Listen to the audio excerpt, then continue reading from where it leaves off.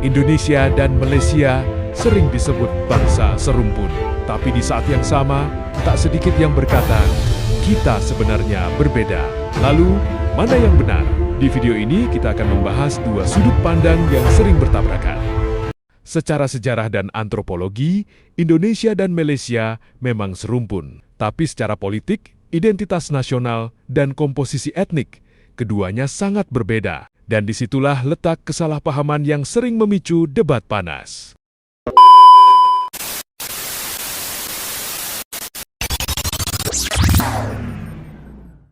Mari kita mulai dari fakta ilmiah dan sejarah. Pertama, mayoritas penduduk asli Indonesia dan Malaysia memiliki akar genetik yang sama, yaitu berasal dari rumpun Austronesia. Nenek moyang kita, yang dikenal sebagai Proto-Melayu, dan Deutero-Melayu bermigrasi melalui jalur yang sama ribuan tahun lalu. Mereka menyebar dari Taiwan dan Asia Tenggara Daratan ke Semenanjung Malaya, Sumatera, Jawa, Kalimantan, hingga Kepulauan Timur Nusantara. Artinya, secara biologis, ada garis keturunan yang jelas. Kedua, baik bahasa Indonesia maupun bahasa Malaysia sama-sama berakar dari bahasa Melayu kuno. Secara linguistik, keduanya berada dalam satu rumpun bahasa Austronesia. Perbedaan kosakata yang ada sekarang lebih disebabkan oleh pengaruh kolonial, perkembangan politik, dan kebijakan bahasa masing-masing negara. Ketiga, sebelum konsep negara modern ada, wilayah Indonesia dan Malaysia merupakan satu kesatuan budaya. Kerajaan besar seperti Sriwijaya berpusat di Sumatera, Majapahit berpusat di Jawa, memiliki pengaruh yang mencakup wilayah yang kini menjadi Malaysia, Singapura, Thailand Selatan, hingga Brunei. Jadi, secara sejarah, batas negara hari ini tidak pernah ada di masa itu.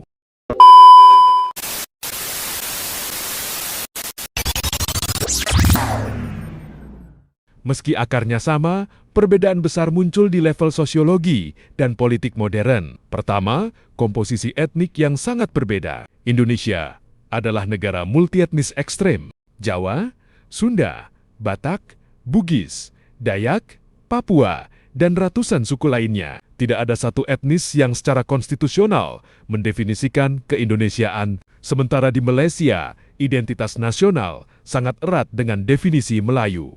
Melayu dikaitkan dengan agama Islam, bahasa, dan budaya tertentu. Secara politik, dikenal konsep Bumi Putra. Inilah perbedaan mendasar yang sering diabaikan. Kedua, perbedaan konsep identitas nasional. Indonesia dibangun dengan konsep civic nationalism, yaitu bangsa dibentuk oleh kesepakatan politik, bukan etnis.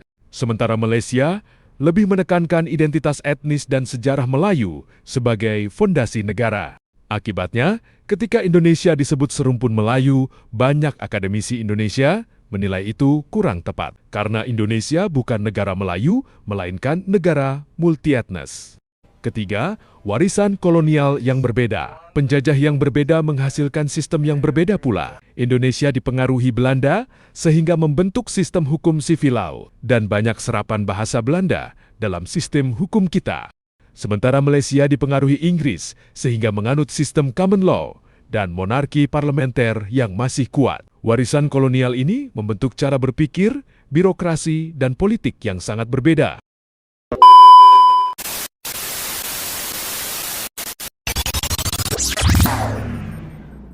Ada fakta yang sering dilupakan. Banyak orang Melayu Malaysia hari ini adalah keturunan langsung pendatang dari Indonesia pada abad ke-19 dan ke-20. Suku seperti Jawa, Minangkabau, Bugis, dan Banjar bermigrasi ke Semenanjung Malaya sebagai pedagang dan pekerja. Seiring waktu, mereka berasimilasi dan secara konstitusional menjadi Melayu Malaysia. Ini menunjukkan bahwa hubungan Indonesia-Malaysia bukan sekadar sejarah lama, tapi hubungan manusia yang nyata.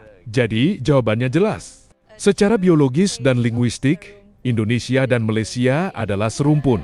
Secara sosial dan politik, Indonesia bukan hanya Melayu, melainkan negara multietnis yang sangat luas. Sehingga tidak tepat kalau dikatakan kita serumpun dengan Malaysia. Artinya, klaim tidak serumpun yang akhir-akhir ini ramai disuarakan netizen memiliki argumentasi akademik yang jelas. Terima kasih telah menonton video ini.